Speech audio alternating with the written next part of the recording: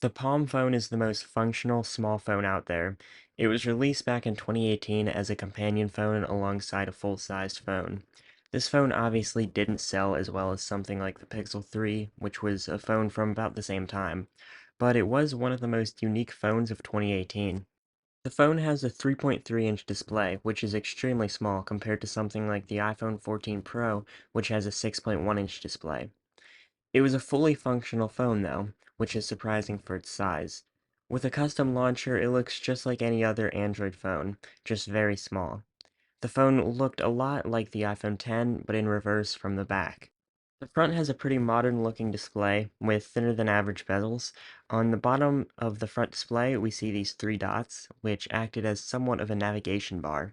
Unfortunately, it does not function like the Palm Pre and Palm Pixies from around 2009, but you also have the choice of on-screen buttons, which I prefer to use. The phone has a 12 megapixel camera on the back, which is usable, but definitely not great. The camera works for a quick photo, and you can definitely tell what you're looking at in the photos, but the colors and details are worse than the average phone, even for the time. The front camera is 8 megapixels and it looks pretty bad, but the rear camera is actually not horrible. The biggest flaw about this phone is battery life. With an 800 milliamp hour battery, it doesn't last long at all. I can't even get an hour out of this phone's battery sometimes, but with that said, it also comes with fast charging. This charges much faster than my iPhone 14 Pro does, and even faster than my S22 did. This is likely due to the small battery, which doesn't require that much power to charge quickly. It's a really cool way of charging, and of course it does have USB-C, which was standard for the time, luckily not micro USB. This device rivals an iPod in size, but still has the features of a normal phone. The performance is as expected for a 2018 phone, usable but slow due to its age.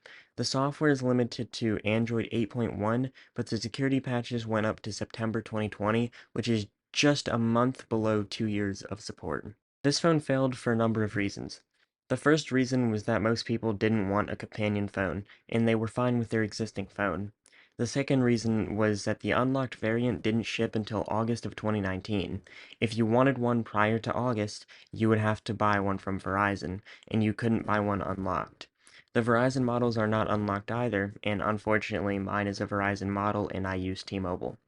I never saw one of these in public, and I wish this phone sold more, because if this phone was available in a larger form factor, like a normal phone, it would be a really good competitor to the Samsungs and Pixels, as the build quality is great, glass and aluminum, and it's very thin.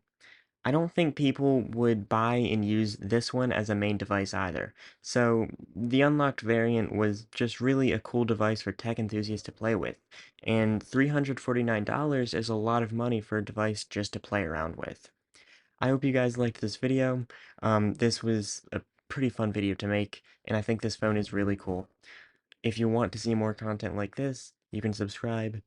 Hopefully I'll see you in the next video, and goodbye.